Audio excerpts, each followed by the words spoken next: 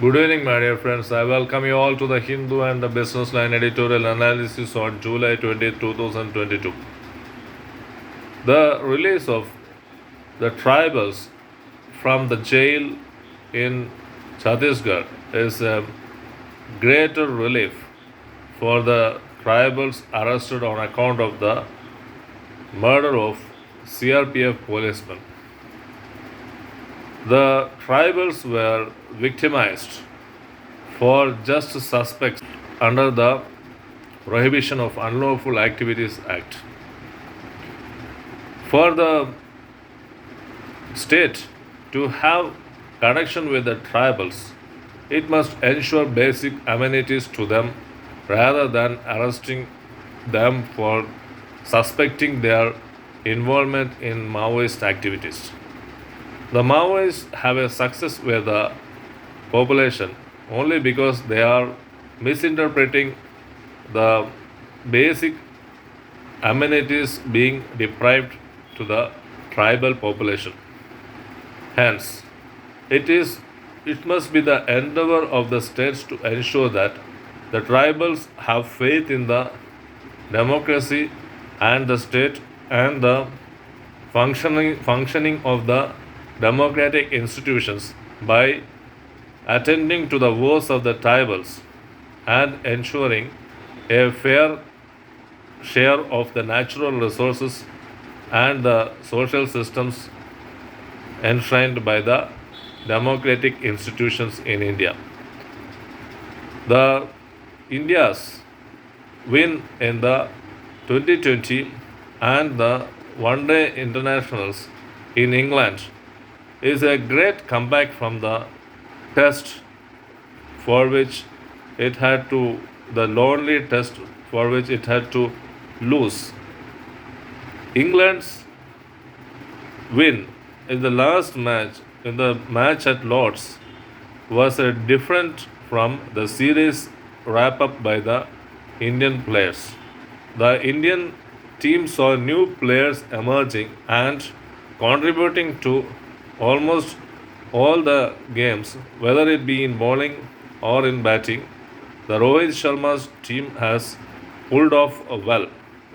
So, nothing is going resource scared in the Indian team is what's seen in the all-round performance of the players in the second and the first and the third ODIs. It was Hardik Pandya's all-round performance at Southampton and Surya Kumar Yadav's the classic batting, the very fastest century in the next game, and it was Bumrah's the 6 for 54 in the third match. All this have seen that a very clear all-rounder performance in the Indian team is emerging. We can think of an Indian team without Virat Kohli or Rohit Sharma. Though they were not in form on these matches, still the West Indies tour is coming up and we can hope a very match-winning performance from all others in the team. Then the Chilean constitution is for an overhaul. The earlier constitution is being refurbished with the new constitution, which has drawn from the classical constitutions from the yesteryears, 1980s, 1990s constitutions of yesteryears, and have incorporated some of the basic rule of law enshrined in the previous constitutions. One is the Bill of Rights. Bill of Rights ensures that the public participation to public availability to education, health, and all the basic amenities of life. Then there is the form of integrity institutions, the commissions, the several commissions which are independent of the government, which will inquire into the aspects of the governance. Then there is the involvement of people in lawmaking of the country. This is also a very a very important feature of the Chilean constitution. All this will ensure an egalitarian society. An egalitarian society is Marx's pet for the equal society. Karl Marx, in his Das Kapital, has stated that an egalitarian society is a very utopian concept, yet it is possible because the people's access to the resources, if it is ensured, and if everyone enjoys the state's share of the resources, and when the state ensures everything needed by the common man, then the egalitarian society emerges. It is also future looking. The Chilean constitution is also future looking, incorporating some of the environmental aspects in the constitution and the digitization of the facilities in the resources. Hence, the Chilean constitution is becoming a very classic example of the power of the people which it wants to ensure, and it is going for a referendum on November. So, the Chilean constitution is the classic example of an egalitarian concept of the constitution. Then, moving on to the business line, the discom companies means the distribution companies.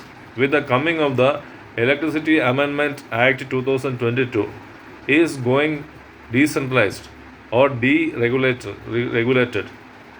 Although the center has announced its plan to deregulate the discoms and creating an intermediary for collecting dues from the people and billing to the people and collecting the electricity bills from the people. However, the states have objected to it. Although the electricity generation and distribution, generation is the central subject, the center union subject, the distribution is a state subject. Hence, the states have objected to decentralization or the deregulation of the discom companies.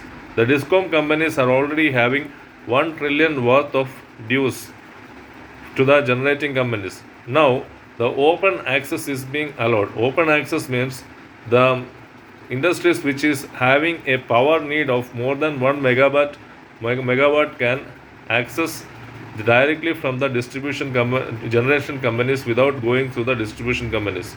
Already in Mumbai and Delhi, the people can choose between the distribution companies, and in Maharashtra, Punjab and Gujarat and Uttar Pradesh, this model is working. The distribution companies are deregulated. Hence, this is going to a very long process. Unless the stakeholders, that is the state, is being consulted, it will not make a very fruitful outcome. Then, the agricultural education system in India. The agricultural education system in India needs some kind of overhaul, because for most of the students it is the last option. However, agricultural universities are only absorbing 0.03% of the admissions to the post graduation courses. However, if you look at the all India level, 26% people are opting for the post graduation courses. The Indian Council for Agricultural Research is the central government institute, and it has some institutes, some branch institutes in dairy farming, in fisheries, and in another sector. So the institutes of the Indian Council of Agricultural Research are catering to the needs of the state agricultural universities, are the nodal bodies of the state agricultural universities. State agricultural education is a state subject, whereas agriculture itself is a union subject. So, the overhaul is necessary in the agricultural sector in India to make agricultural studies and education a very inclusive approach, and making more and more students opt for the education. agricultural education. Friends, I have come to the conclusion of today's analysis of the Hindu and the business line. Meet you tomorrow with some more topics on the analysis front. Till then, bye. Good night.